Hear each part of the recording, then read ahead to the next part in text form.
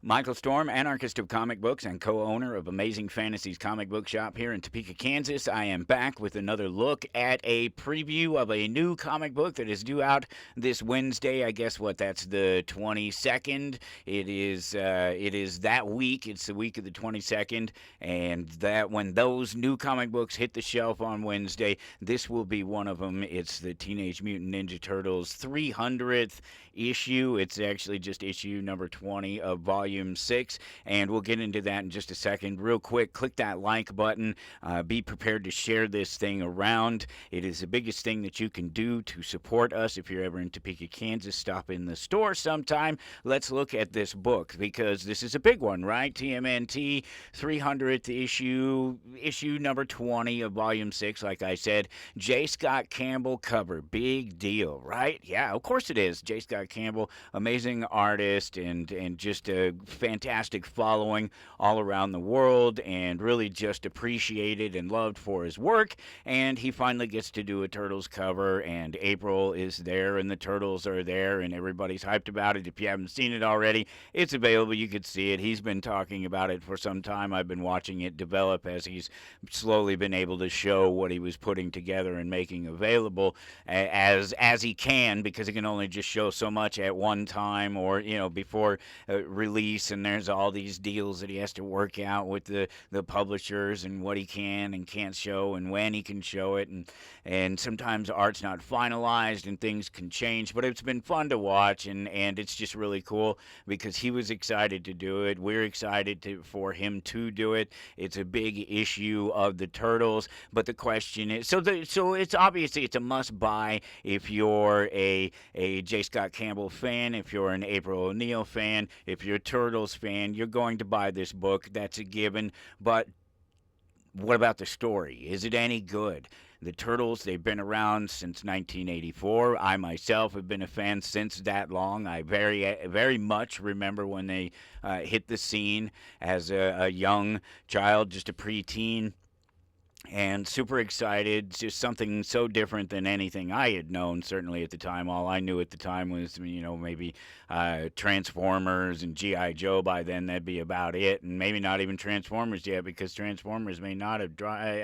I'm not sure on the date on that. I know '86 is in there somewhere, but they existed before that too. Whether I knew it or not is a whole nother point. But the Turtles come along. It changes comic books. It's really one of the true grails. That very first issue.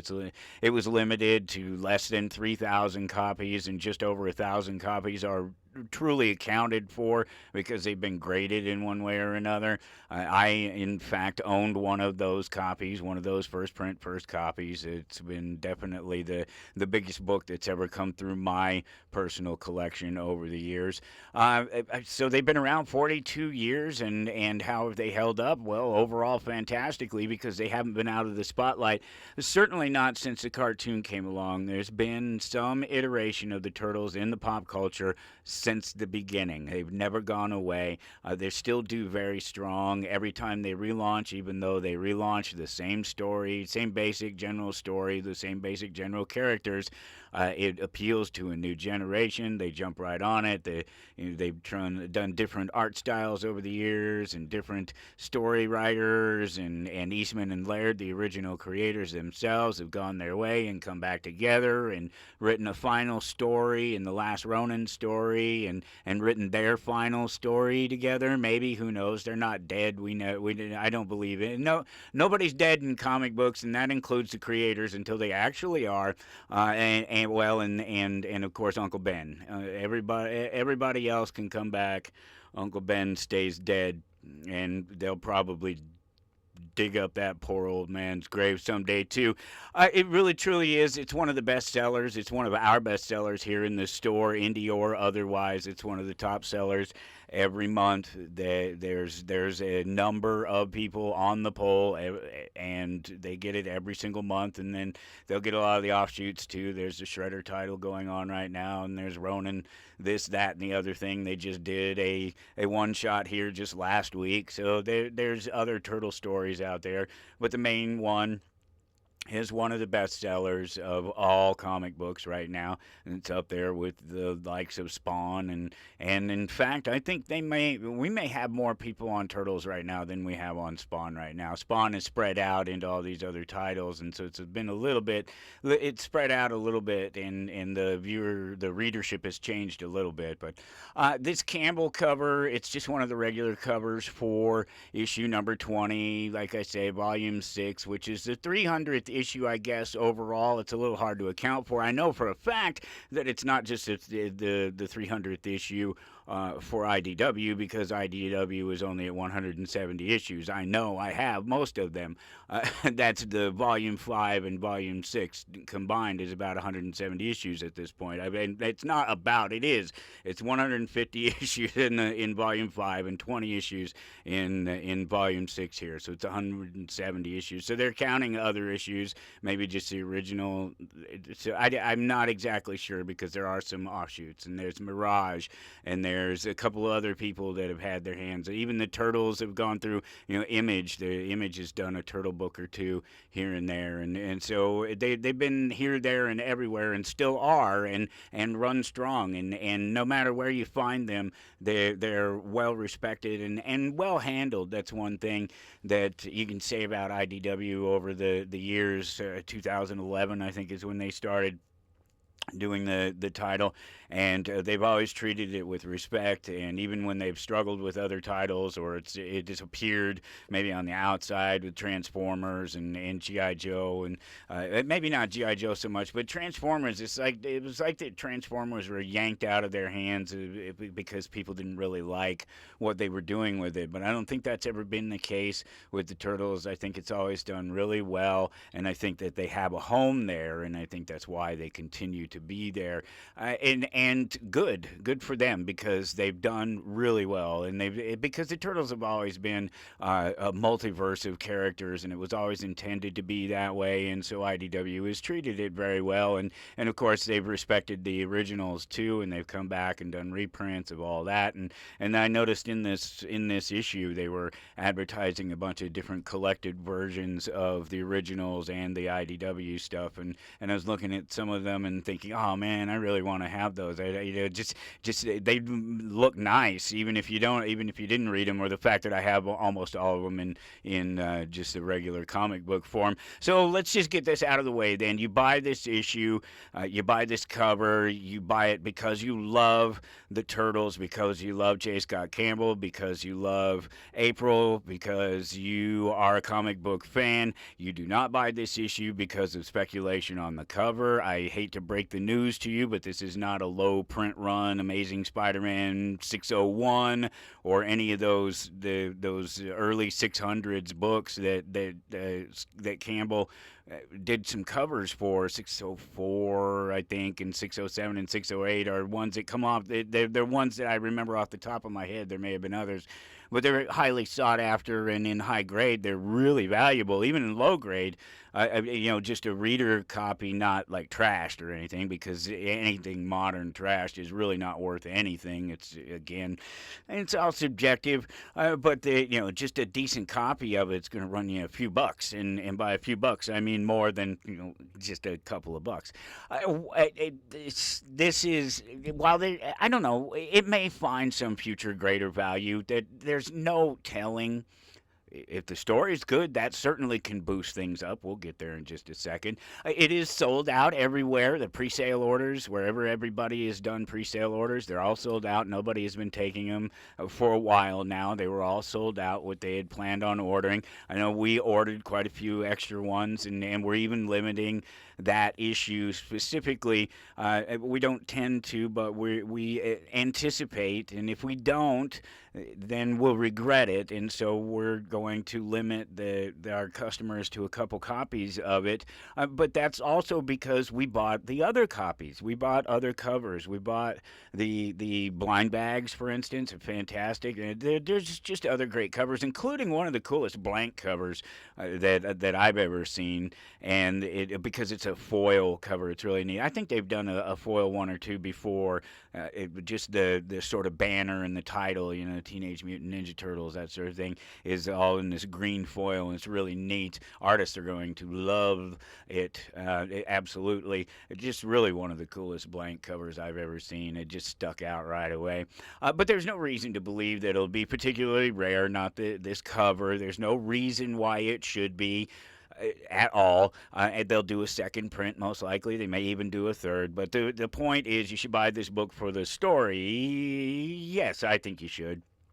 April's not even in the issue, but there are plenty of other faces and names, characters that everybody's going to recognize, whether you've been along for the whole 42-year ride or not.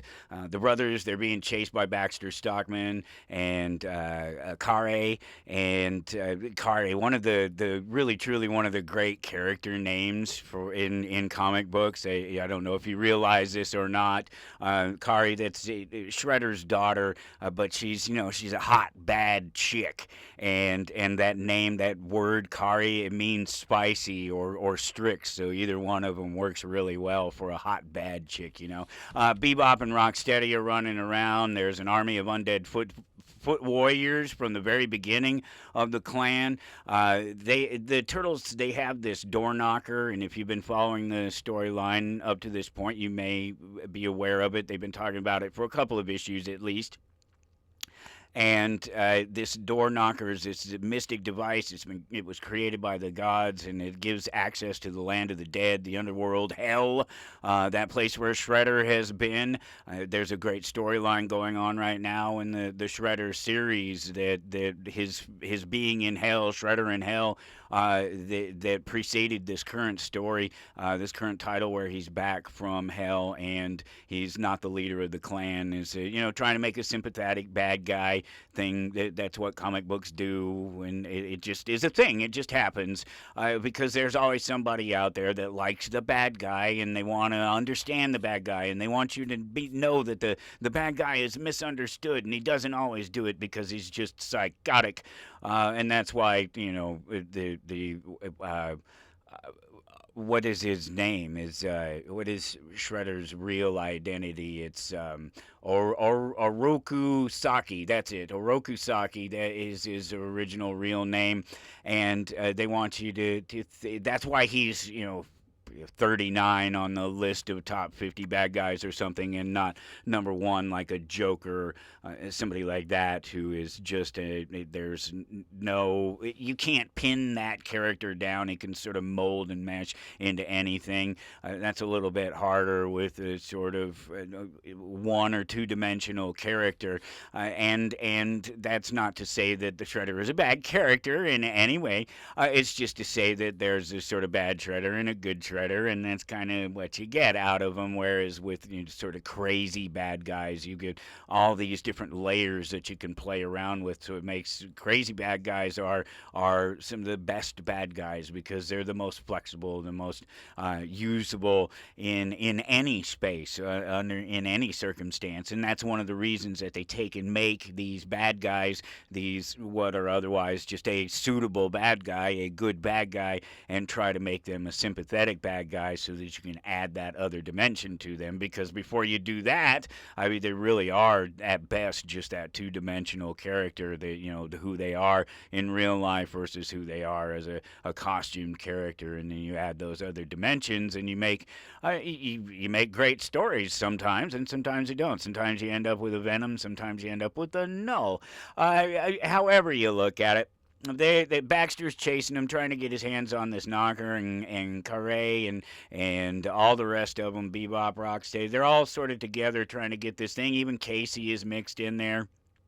And what they want to do is combine Baxter's tech with the knocker to make it more powerful, more dangerous than it necessarily already is, and all these cracks that it creates in the barrier between reality and what we consider reality and this other multi-universe, this other layer. That's how Baxter looks at it, of course, because he's looking at it from a technical standpoint. It's not hell. It's just another multiverse. It's just another space that if you can and figure out how to get there and go there and do things, well, you're more powerful than the other guy. And so they're all chasing after the turtles, trying to get this thing and put it all together and give themselves a bunch of power and to be able to bring people back from the dead.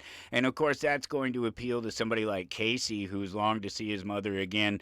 And that ties into the predictions that Casey's going to be the sort of cause of death or of Splinter. And this is all multiverse stuff, and they're going through a phase where they're playing around with cleaning up the multiverse. Literally, there's actually an addendum sort of comic in there at the back of this one on number 20 that references the Battle Nexus event that just played out, and how they're literally going through sort of have a made. If you know the storyline, then you know the characters, but literally sort of having them go through time and clean it up with a vacuum. It's kind of an interesting little play on cleaning up the timeline that they're talking about. But that's what they're going through right now, and so there's any number of potential ramifications when you can bring back people from the dead, and you go to that place where Shredder has come back from. People have been there, and they've been back, and that includes Splinter and his wife as well. They've been there and back again as well. And what about the gods? There's a lot going on here. It's a little bit of multiverse madness is what it is, and you might need a sort of degree in math and spatial calculus or something like that to figure out all the connecting points and try to make sense of it all, but not really. You can just read it and enjoy the ride and see where it takes you, and really, truly, yes is the answer. You should get this book. If you love the Turtles, it's not just a hype book because of the cover. There's a great story going on there, as there always is with the Turtles. You just really can't go wrong. Even if it gets a little bit meh for you, give it time. It's like the weather. It'll change. I love those Turtles. I love this book. It's available this Wednesday, July 22nd, New Comic Book Day. We'll have it Amazing Fantasies for a limited time. Come grab a copy. You don't have to buy one from us, but buy it somewhere. And give this thing a like. Click like, share this around with just one person that you think would enjoy it.